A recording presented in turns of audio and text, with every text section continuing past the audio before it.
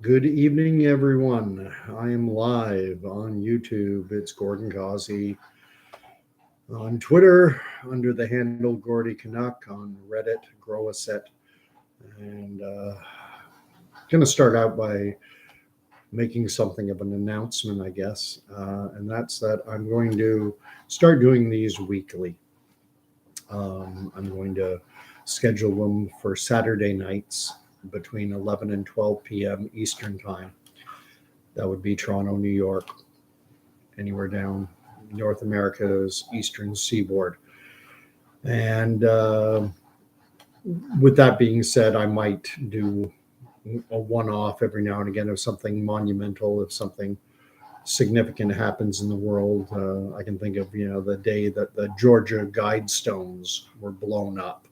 I went live when that was being reported. But anyway, the subject of this video is something that may open some eyes.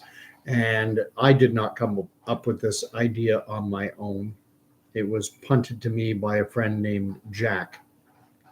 And it's entirely his idea. And I think it's very valid when you're dealing with someone who believed in that everything has been justified, and that up to and including denying people the right to work at a job unless they were willing to roll up their sleeves. That I always considered to be the most heinous, the most draconian and evil measure that has been imposed.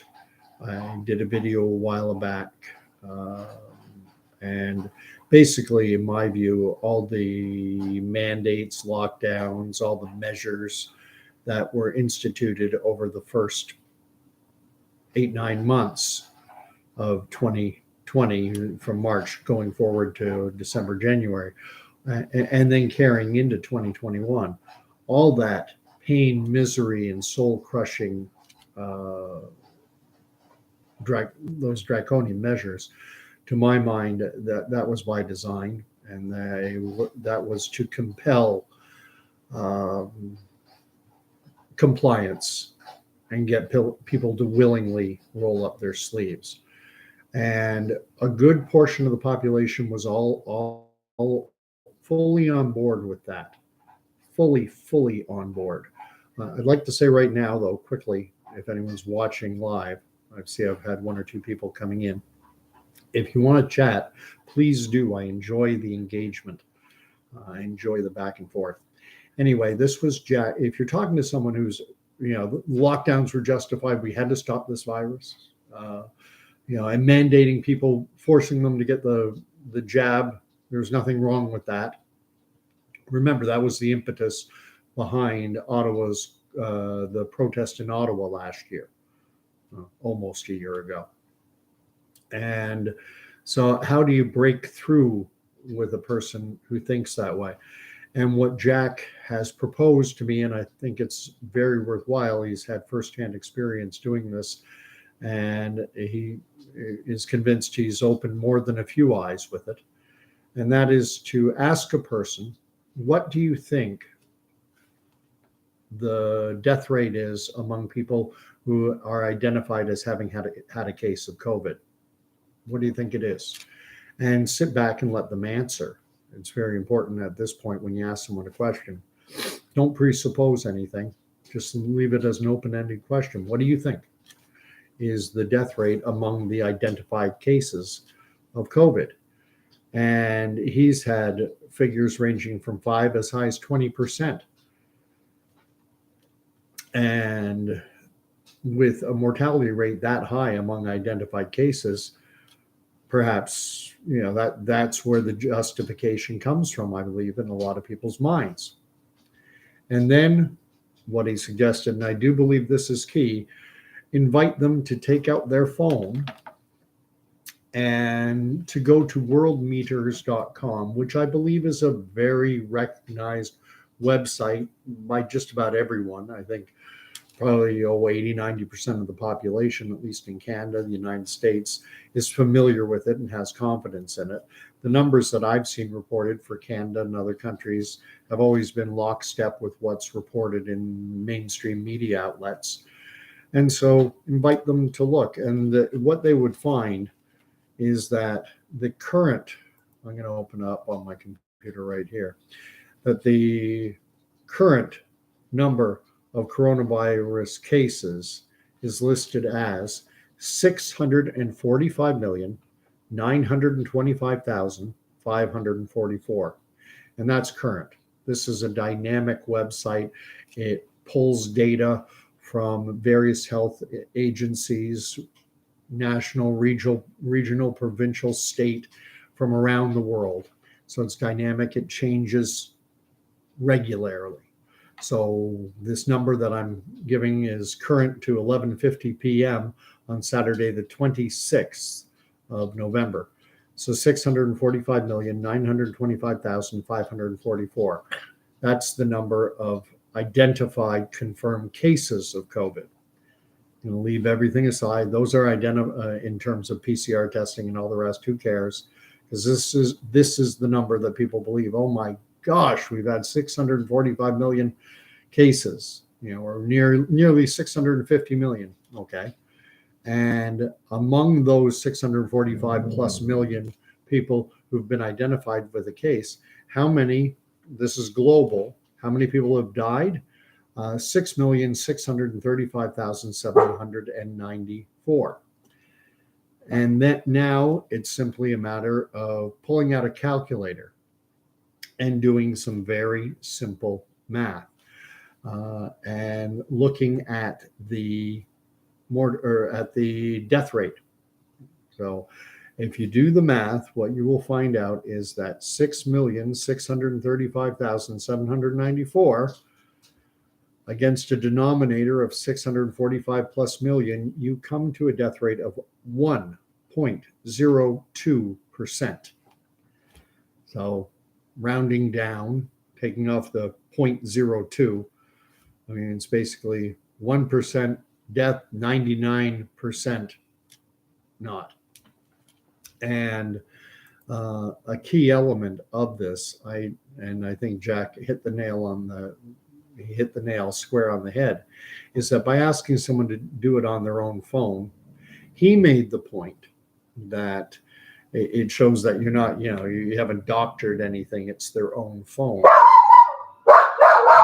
Just a second. Shut up!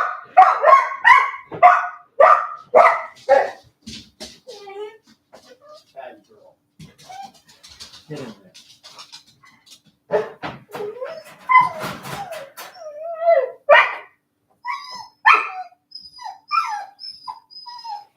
The joys of a border collie. Shush. Sit. Lay down. Quiet. The joys of a border collie when a dog goes walking down the street in front of the front window. Sorry about that. Anyway, the point I was making is that by having someone look at it on their own phone, it eliminates the possibility that you've doctored something with your phone. But a point that Jack didn't make, and I'm going to put out there, is I'm not a big fan of cell phones. There's something of a necessary evil in today's world. I don't have a landline, so if you want to have a phone, and the world is so hyper connected these days. But I would submit that people have basically downloaded they've outsourced their brains to these, and it's become an extension of themselves. And that lends a degree of trust. But they won't trust someone else's phone. That someone else's phone is not an extension of them. This is an extension of the person. I mean, my phone is I'm a dinosaur. My phone is a dinosaur. This is I bought this used in 2015 or 2016. I mean, it's an old phone, 6, 7, 8 years old, and it still works wonderfully. I cracked the screen, but aside from that, does everything that I need a phone to do. So again, by doing this, then you can open up the conversation with respect to, so that this is the identified cases. These are people who've got a confirmed, typically I imagine it's a PCR test, and population wide, 99%, only 1% are recorded as having died. The flip side of that is 99%. And again, being population wide, of that 1% who died, how many of them, it's an open question, how many of them were already at the end of natural life expectancy? How many were already suffering from serious underlying health issues and perhaps even terminal health issues? I've brought up many times the fact that Alberta tried to include the death of a 14-year-old, Nathaniel Spitzer, I don't know how you say the name, it's Spitzer. And they tried a child with tragic, I mean, he had terminal stage 4 brain cancer. And this is easily verifiable. Just have someone look on their phone and look it up. Deena Hinshaw, Alberta's she's the former Chief Medical Health Officer, head of Alberta Health Services. That's their public health department in the province of Alberta. And she held a press conference to announce that to that point in October of 2021, that Alberta had just experienced its youngest ever COVID death. And it was only because of that child's family, his two sisters specifically, who went public screaming, "Why are you calling our brother's death COVID? He didn't die of COVID. He had stage 4 terminal inoperable brain cancer and was receiving end of life, what is referred to as palliative care." And at that, finally, after it was rung up the flagpole by a publication called the Western Standard, which I consider to be outside of the mainstream. That doesn't mean it's not reputable reporting. And eventually, even the mainstream media had to acknowledge the story. CBC, CTV began running stories on it because everyone was reading about it, sharing it. And Deena Hinshaw was forced to issue a public news release, no big press conference. Uses a press conference when it serves her end. And she tried to frame it as a mistake, as an error in judgment. And my opinion, I hope I'm not guilty of thought crime again, but my opinion is that's garbage. She knew exactly what she was doing. She had said during that press conference that, yes, the child had serious underlying health issues, but regardless, it was the youngest ever COVID death in Alberta. And she got flack from the mainstream media for noting this child's that it was a child with serious underlying health issues, because she was perhaps diminishing the impact. And something just recently came out, and you can check this yourself if you like. Alberta recently reported a number of deaths due to flu in this current flu season, which, it's maybe a month or two old. And I forget the exact number of deaths, but I think it was like 14, perhaps 12, 14 deaths so far that have been attributed to the flu, to seasonal influenza. And it noted in the article that two children under the age of 9 had succumbed to the flu. But there was no hyperbolic over dramatization of the news. In the article I read, it was simply stated very matter-of-factly that there were X number of deaths. I think it was 12 or 14, and that 2 were children under the age of 9. I think it said from between the ages of 1 and 9. Imagine if that had been 2021 and if those had been COVID deaths, how it would have played in the media, because it would have been used as a means to encourage Albertans, Canadians, anyone to roll up their sleeves for a disease that, as per world meters, I think it's pretty much on the money in terms of the numbers it's reporting. I do think that's the confirmed case number. I wrote it down, 6.6 million, rather 645 million, almost 646 million cases worldwide, with just 6.6 deaths, 1%. And again, how many of those were 80 plus at the end of natural life expectancy? How many had serious underlying health issues?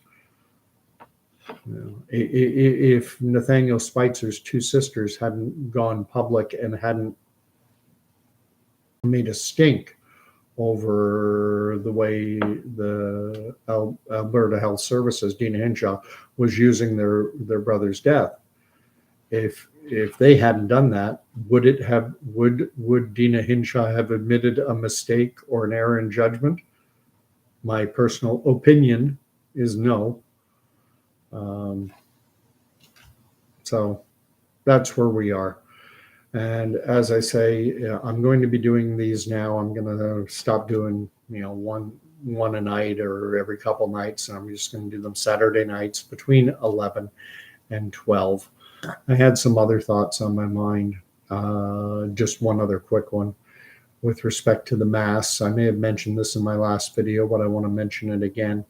The Ottawa School Board just had a vote that was a 6-6 tie, and the motion that had been put forward by a school counselor, and I forget her name, and I really don't care who she is, but she had put forth a motion that wanted to mandate, to force masks onto kids' faces.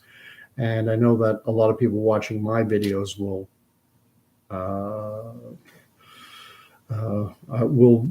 be definitely of the contrary view that no one should be forced to wear a mask.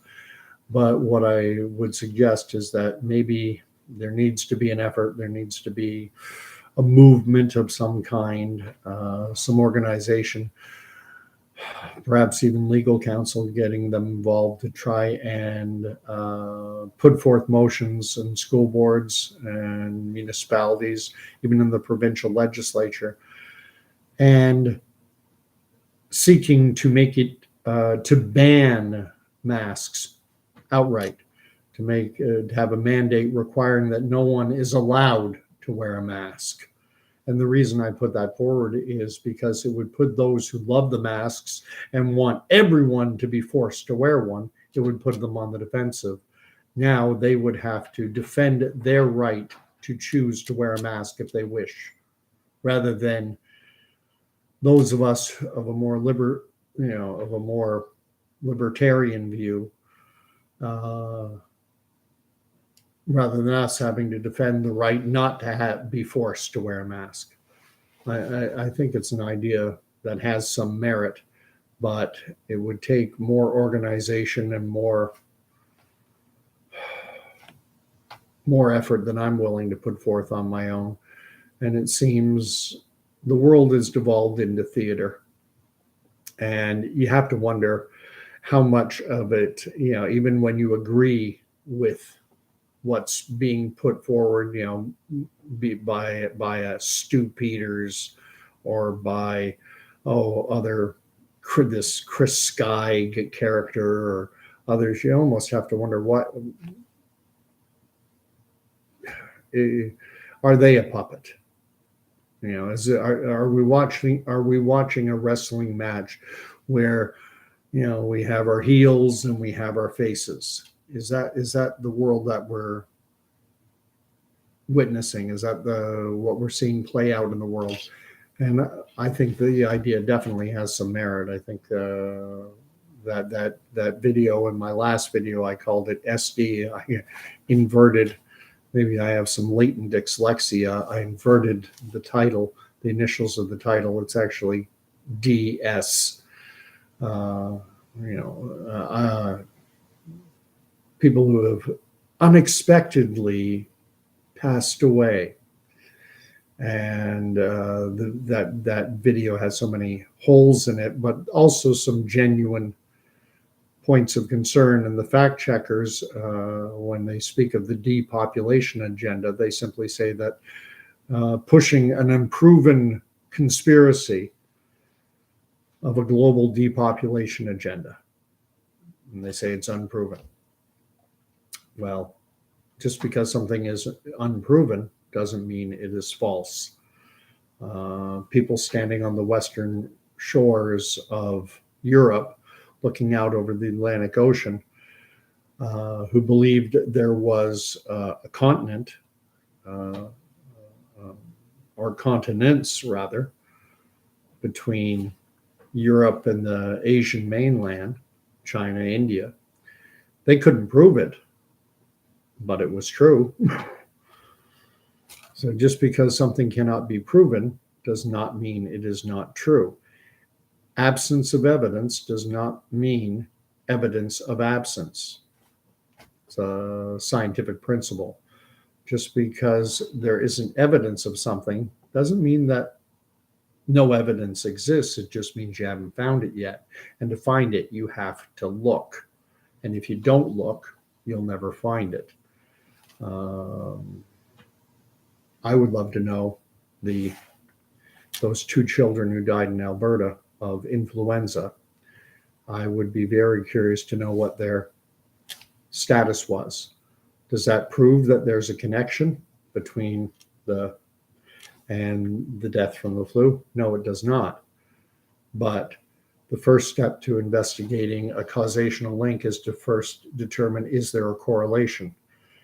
If there's a correlation, that points to the possibility of causation. Doesn't prove causation, but at least it is possible.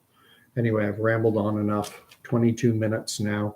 If you want to tune in on Saturdays, please do. I enjoy people typing and engaging with me. It happens. I've had Hot Mess Mom and a few other people who have engaged with me, and I enjoy the back and forth. So if you want to subscribe to the channel, go ahead. I'm going to put these under a category that's going to, the title, I forget, I'm not a techno guy. I'm an old dino with his old 2015-16 phone. But I put them under a category, if you will, and it's going to be live and unscripted.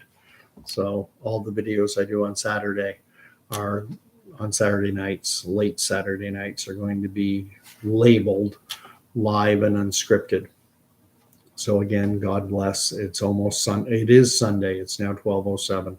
So we'll talk to you later, and we'll see what the coming days, weeks, months bring. I'll add one last thing. I always do this. I feel like a pastor in church, because I've noticed that pastors have a tendency to say, in summary, to wrap things up, and then they go on for 5 more minutes, and then they say, and finally, to put a final point on this, and then they'll talk for another 5-10 minutes, and I do that all the time.